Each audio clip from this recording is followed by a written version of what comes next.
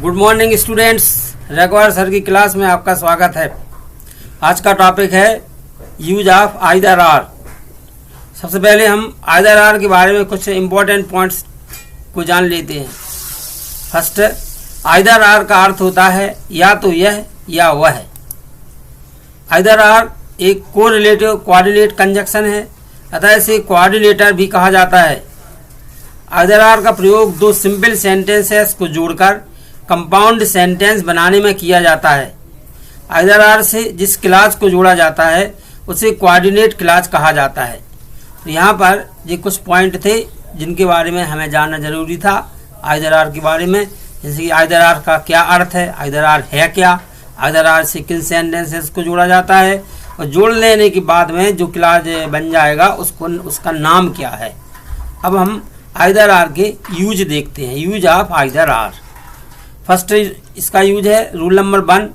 यदि दिए गए दोनों वाक्यों में विकल्प दिए गए हैं तब उनमें से एक का चुनाव करना है, तब उन्हें आइदर आर से मिलाते हैं। हमें दो वाक्य दिए जाते हैं, उन वाक्य में यदि हमें विकल्प हैं तो और उन दो विकल्पों में से हमें एक का चुनाव करना है तो उन्हें हम आइदर आर से मिलाते हैं। क्योंकि दो वाक्य हैं, दोनों में अपने अपने विकल्प हैं, तो पहले विकल्प के पहले हम आइदर रख देते हैं और दूसरे विकल्प के पहले आर रखते हैं। इन्हें हम एग्जाम्पल द्वारा समझते हैं। You can write in ink, you can write in pencil. आप स्याही से लिख सकते हैं, आप पेंसिल से लिख सकते हैं। आपको दो ऑप्शन दे दिए गए हैं, स्याही से लिखना और पेंसिल से लिखना। तो इनको हम ऐसे जोड़ सकते हैं, you can write either in ink or in pencil. ये अपना आंसर हो गया। हमारे पास दो ऑप्शन थे, इन ink or in pencil.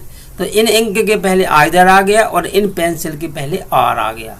Answer बन गया अपना you can write either in ink or in pencil. दूसरे वाक्य का यू कैन राइट को हटा दिया गया है, क्योंकि वही वाक्य पहले वाक्य में यही शब्द पहले में भी लिखे थे, तो एक बार लिखा जाएगा, डबल बार नहीं लिखा जाएगा। एग्जाम्पल नंबर 2 है, you can offer English, you can offer Sanskrit. आप अंग्रेजी ले सकते हैं, आप संस्कृत ले सकते हैं। आपको दो ऑप्शन दे दिए गए, इंग्लिश लीजिए या संस्कृत। तो इनको हम बना लेंगे, you can offer English or you can offer either English or Sanskrit. Next है, they can play chess, they can play football. वे चेस खेल सकते हैं, वे फुटबॉल खेल सकते हैं। उनके पास में दो ऑप्शन है, चेस खेलना और फुटबॉल खेलना। तो पहले ऑप्शन के पहले क्या रख लिया हमने, आइदर। दूसरे ऑप्शन के पहले क्या रख लिया हमने, और। तो they can play either chess और फुटबॉल। अब हम नेक्स्ट एग्जाम्पल द्वारा देखते हैं, she can go with her father, she can go with her friend. वह अपने पिता के साथ जा सकती है, वह अपने दोस्त के साथ जा सकती है। इनको हमने बना लिया है, she can go either with father और विथ हर फ्रेंड। तो जो दो ऑप्शन थे, पहले ऑप्शन के पहले आइदर आ गया और दूसरे ऑप्शन के पहले आर आ गया। तो यहाँ पर आइदर आर का वह प्रयोग दिया गया है जिसमें हम किसी एक व्यक्ति में या वस्तु में दो गुणों को पाते हैं और दोनों गुणों को हम आइदर आर से आराम से मिला देते हैं। पहले गुण के पहले हम आइदर रख देते हैं और दूसरे गुण के पहले हम क्या रख देते हैं, आर रख देते हैं। और दूसरे बाकी के वर्डों को हमने क्या किया है, हटा दिया गया है। अब हम देखते हैं आइदर आर का रूल नंबर 2। रूल नंबर 2 में है, आइदर आर से पूरे वाक्यों को भी जोड़ा जाता है। जो आइदर आर है उससे हम पूरे वाक्यों को जोड़ देते हैं।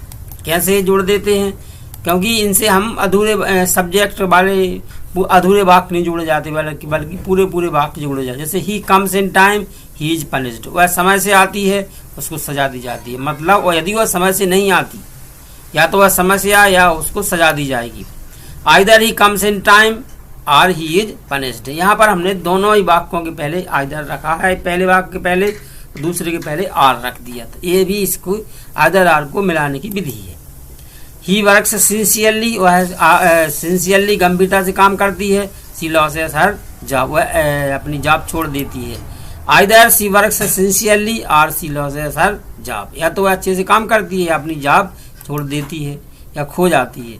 Return my book pay its cost, मेरी पुस्तक वापस कीजिए, उसकी कीमत अदा कीजिए। तो ऑप्शन थे दो, तो आइदर रिटर्न माई बुक और पे इट्स कास्ट। हमने यहाँ पर पूरे वाक्यों को आइदर आर से मिलाया है। His friends were allowed to play football, उनके दोस्तों को फुटबॉल खेलने की अनुमति दी गई। He was allowed to play football, उसको तो उसको फुटबॉल खेलने की अनुमति दी गई।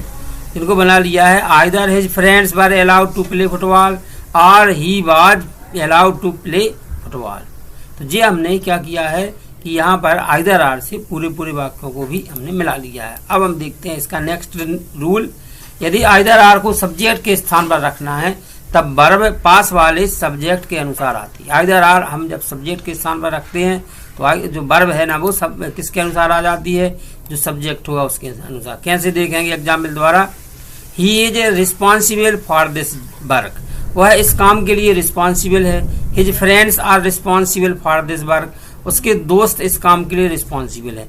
अब यहाँ पर हम देख रहे हैं कि यहाँ पर जो ऑप्शन है वो सब्जेक्ट के स्थान पर दिए गए, तो इनको हम ऐसे भी लिख सकते हैं either he or his friends are responsible for this work.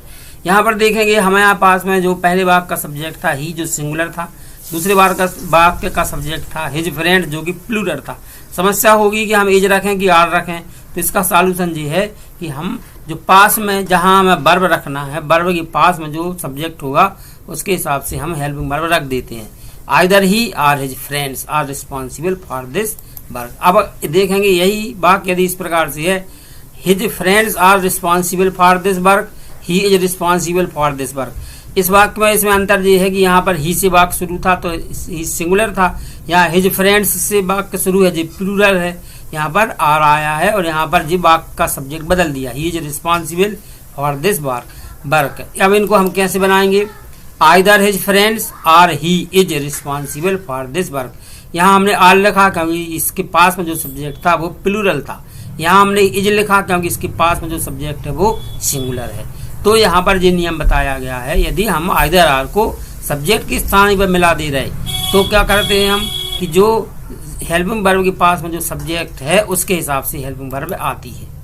Mohan was allowed to play football, Mohan को फुटबॉल खेलने की अनुमति दी गई। His friends were allowed to play football, उसके दोस्तों को भी फुटबॉल खेलने की अनुमति दी गई। यहाँ पर पहले वाक्य का सब्जेक्ट मोहन जो कि सिंगुलर है, दूसरे वाक्य का सब्जेक्ट है हिज फ्रेंड्स जो कि प्लूरल है। अब हमारे सामने समस्या होगी कि हम जब आइदर आर से मिलाएंगे तो कौन सी वर्ब लगाई जाएगी, सिंगुलर की प्लूरल। तो इसका सॉल्यूशन ये है कि हम वर्ब जहाँ लगानी है उसके पास में जो सब्जेक्ट है वो यदि प्लूरल है तो प्लूरल वर्ब होगी, सिंगुलर है तो सिंगुलर वर्ब होगी। जैसे either Mohan or his friends. अब इसके बाद वर्ब लगानी हिज फ्रेंड्स के बाद, तो जो प्लूरल है इसलिए वर्ब आ गया जो प्लूरल है, were allowed to play football. Next है his friends were allowed to play football, he was allowed to play football.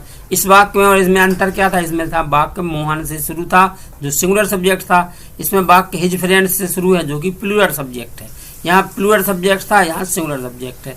अब दोनों को हमने मिला लिया, either his friends or he was allowed to play football. यहाँ पर जो बाज आई है वो ही के अनुसार आई, यहाँ पर बर आई है वो हिज फ्रेंड्स के अनुसार आई।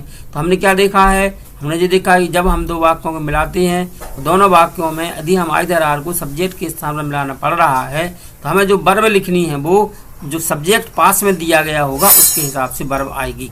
यहाँ पर आर आया क्योंकि हिज फ्रेंड्स प्लूरल सब्जेक्ट है, इज आया क्योंकि सिंगुलर सब्जेक्ट है ही, यहाँ पर बर आ गया क्योंकि हिज फ्रेंड्स प्लूरल सब्जेक्ट है, और यहाँ पर बाज आया क्योंकि सब्जेक्ट सिंगुलर है ही। तो जी अब हमने इस नियम को देख लिया। अब नेक्स्ट है 3 नियम जो कि बताए गए, तीनों को हम यहाँ पर एक साथ देख लेते हैं। यहाँ पर हम आइदर आर के तीनों नियमों को एक साथ देखते हैं एग्जाम्पल द्वारा। You can go to school by car, you can go to school by bike. आप कार से स्कूल जा सकते हैं, आप बाइक से स्कूल जा सकते हैं। यहाँ पर हमारे पास में जाने के 2 ऑप्शन है, बाई कार और बाई बाइक। तो हमने आंसर क्या बनाया, you can go to school either by car और बाई बाइक। तो ये दोनों गुणों के पहले गुणों के पहले आइदर, दूसरे गुणों के पहले आर, ये वो नियम था। अब हम दूसरा एग्जाम्पल देखते हैं। She comes here daily, her friends come here daily. वह यहाँ प्रतिदिन आती है, उसके दोस्त यहाँ प्रतिदिन आते हैं। इनको हमने बनाया है either she or her friends come here daily. इसमें वो वाला नियम लगाया गया जिसमें यदि हम आइदर आर वाक्य में सब्जेक्ट के स्थान पर रखते हैं तो जो वर्ब है वो पास वाले सब्जेक्ट के हिसाब से आती है। जैसे इसमें either she or her friends come, जो कम वर्ब है वो सी के अनुसार नहीं आई बल्कि पास में जो सब्जेक्ट है हर फ्रेंड उसके हिसाब से आई है। एक और इसी का एग्जाम्पल है, her friends come here daily, she come से हियर डेली। यहाँ पर अभी सब्जेक्ट सिंगुलर था, यहाँ पर सब्जेक्ट प्लूरल था, तो वर्ब कौन सी आई है, प्लूरल। यहाँ सब्जेक्ट हो गया है प्लूरल, यहाँ सिंगुलर। अब हमने इनको जब मिलाया आइदर हर फ्रेंड्स और शी कम्स हियर डेली। तो यहाँ पर इन दोनों सेंटेंसेस में ये बताया गया हमें कि यदि हमें आइदर आर को बाकी के सब्जेक्ट पर रखना है तो जो वर्ब है वो पास के सब्जेक्ट के अनुसार आएगी। यहाँ पर हर फ्रेंड्स प्लूरल है तो प्लूरल वर्ब आई, सी सिंगुलर है तो सिंगुलर वर्ब आई। Next example, her friends come here daily, she comes here daily. इनको हमने बनाया है either her friends come here daily or she comes here daily. इसमें वो वाला नियम बताया गया है जिसमें आइदर आर को दोनों वाक्यों को हम पहले रख देते हैं।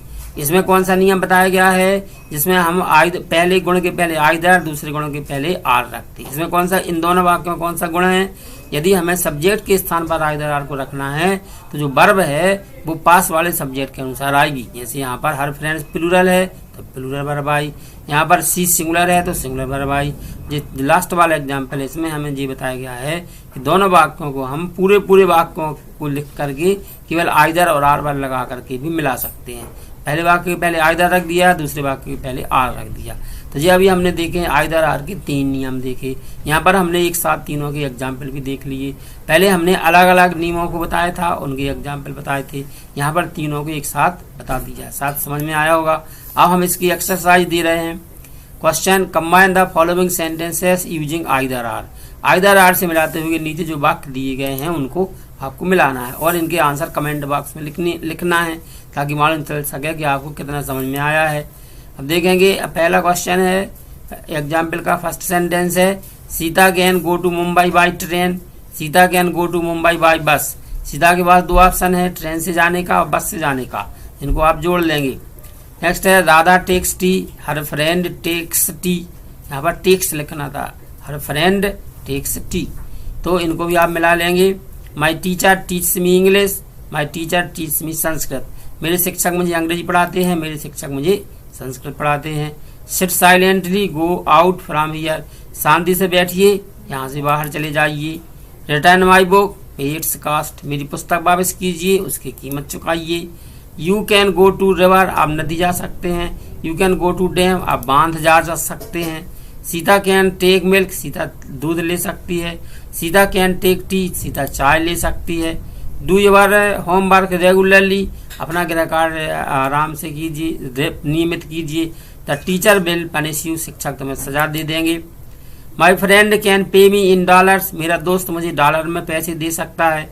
My friend can pay me in rupees, मेरा दोस्त मुझे रुपयों में पैसे दे सकता है।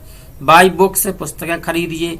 बारो बुक्स फ्रॉम फ्रेंड्स, या पुस्तकें अपने दोस्तों से लीजिए। तो यहाँ पर कुछ एग्जाम्पल दिए गए थे जो अभ्यास के लिए हैं, जिनके आपको ऊपर जो बताए गए नियम हैं उनके हिसाब से आपको वाक्य बना लेना है। इसी तरह की और वाक्य भी आपको प्रैक्टिस करना है और आइदर आर से 2 वाक्यों को कैसे बनाते हैं उनको हमें सीख लेना है।